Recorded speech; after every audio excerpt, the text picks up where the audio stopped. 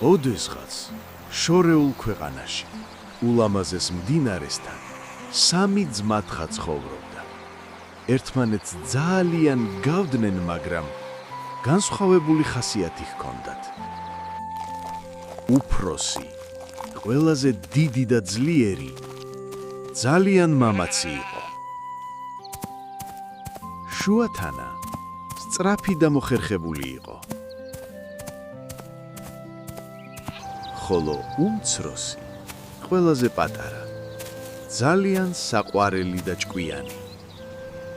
თხები ძალიან კარგად ცხოვრობდნენ და მთელ დღეებს მდინარის პირას გაშლილ მინდორზე ბალახის ძოვაში ატარებდნენ. თუმცა ერთ დღეს მთელი ბალახი შეჭამეს. პატარა თხას თვალები აუცრემლიანდა და თქვა: ახლა რა უნდა ვჭამოთ? ნუღელავთ, მდინარის მეორე ნაპირზე ბევრი, ძალიან გემრიელი ბალახია. მოდით, გადავიდეთ იქ. მართალი ხარ, ძმაო, იზღა დაგვრჩენია, მდინარეზე გადავიდეთ და ის უზარმაზარი მწვანე მინდორი მთლიანად ჩვენი გახდება. მაგრამ იყო ერთი პრობლემა, რაც მათ მდინარეზე გადასვლას აფერხებდა. ხიდის ქვეშ, სადაც მათ უნდა გადაევლოთ, ძალიან საშინელი და გაბრაზებული დევი ცხოვრობდა. მას არ უყვარდა, როდესაც მის ხიდზე ვინმე გადადიოდა და მისი საყვარელი საჭმელი თხები იყვნენ. ძმები ცოტა შეშინდნენ, მაგრამ მშიერი მუცელი უფრო აწუხებდა. ბევრი იფიქრეს და ბოლოს გადაწყვიტეს, რომ საშიში დევი ვერ შეაჩერებდათ. დიდმა ძმამ მიკითხა: ვინ გაბედავს მდინარის გადაკვეთას პირველი?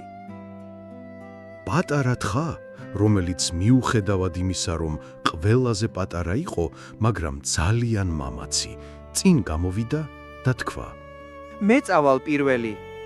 პატარა თხამ ღრმად ჩაისუნთქა, ცოტა შეშინებული იყო, მაგრამ გადაწყვიტა არ შეჩერებულიყო. თხამ ფრთხილად დაიწყო ხიდზე გადასვლა.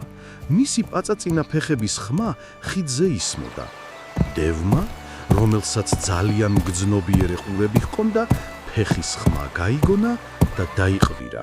ვინ გაბედა ჩემს ხიდზე გადმოსვლა? პატარა თხა ცოტა აკანკალდა, მაგრამ თავი გაიმხნევა და უპასუხა: მე ვარ პატარა თხა, მდინარის მეორე ნაპირზე გადასვლა მინდა. ვერ გადახვალ ჩემს ხიდზე, მე ვაპირებ, რომ შეგჭამო ახლავე. პატარა თხას შეეშინდა, მაგრამ მას გონიერება არ დაუკარგავს. მას ძალიან კარგი იდეა მოუვიდა. გთხოვ, არ შემჭამო, მე ძალიან პატარა ვარ და სულაც ვერ გაგაცხობ. ჩემ შემდეგ ჩემი შუათანა ძმა მოდის, რომელიც ჩემზე ბევრად დიდია. მას თუ შეჭამ, ის უფრო გეყოფა. ტროლს თვალები აუციმციმდა. მართალი ხარ, შეგიძლია გაიარო. უთხრა ტროლმა და პატარა თხა უმალ მეორე ნაპირზე გაიქცა, სადაც უზარმაზარი მინდორი დახვდა და გემრიელი ბალახის ძოვა დაიწყო. შუათანა თხამ, რომელმაც დაინახა, რომ მისი პატარა ძმა უსაფრთხოდ გადავიდა, გადაწყვიტა თავად წასულიყო. ისიც ფრთხილად მიაბიჯებდა ხიდზე. ტროლმა მისი ფეხის ხმაც გაიგონა და ისევ დაიყვირა. ვინ გაბედა ჩემს ხიდზე გადმოსვლა? შუათანა თხამ თამამად უპასუხა: მე ვარ შუათანა თხა, მდინარის მეორე ნაპირზე გადასვლა მინდა, სადაც ჩემი პატარა ძმაა. ვერ გადახვალ, რადგან ვაპირებ, რომ ახლავე შეგჭამო. შუათანა თხას შეეშინდა, მაგრამ მანაც გადაწყვიტა, რომ ჭკუა ეხმარა. მან დევს უთხრა: შეგიძლია შემჭამო, მაგრამ იცოდე შეცდომას უშვებ. ცოტა ხანში ჩემი უფროსი ძმა მოვა, ის ყველაზე დიდია და თუ მას შეჭამ, ის ნამდვილად გაგაძღობს. ტროლმა ცოტა იფიქრა და გადაწყვიტა, რომ შუათანა თხა მართალს ამბობდა.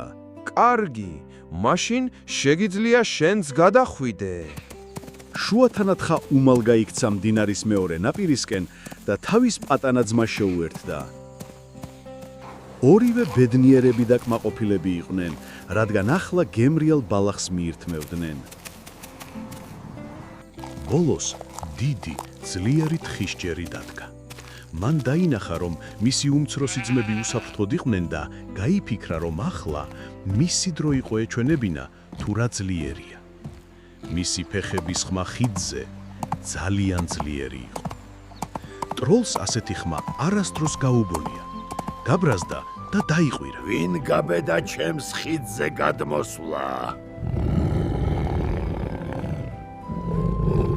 დიდმა თხამ უშიშრად უპასუხა.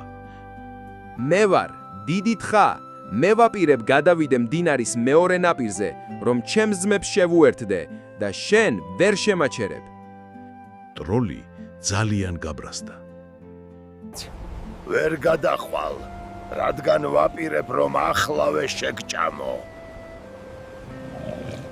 დიდმა თხამ გაბედულად უპასუხა ნამდვილად ვერ შეჭამ, რადგან შენზე ძლიერი ვარ. და ეს რომ თქვა, სრული სისწრაფით გაექანა ტროლისკენ. დიდი თხა, რაც ძალი და ღონე ჰქონდა, დაეჯახა ტროლს. ტროლი ისე მაღლა აისროლა ჰაერში, რომ თხას ეგონა მთვარეს მიწუდებოდა. შემდეგ კი პირდაპირ მდინარეში ჩავარდა და ჩაიწირა.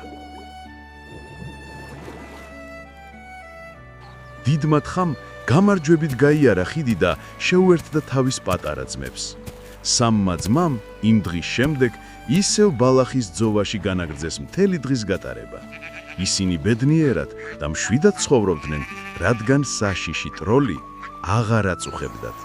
ჭირი იქა, ლხიმი აქა, ქატო იქა, ფქვილი აქა. გამოიწერეთ ზღაპარიყოს YouTube არხი.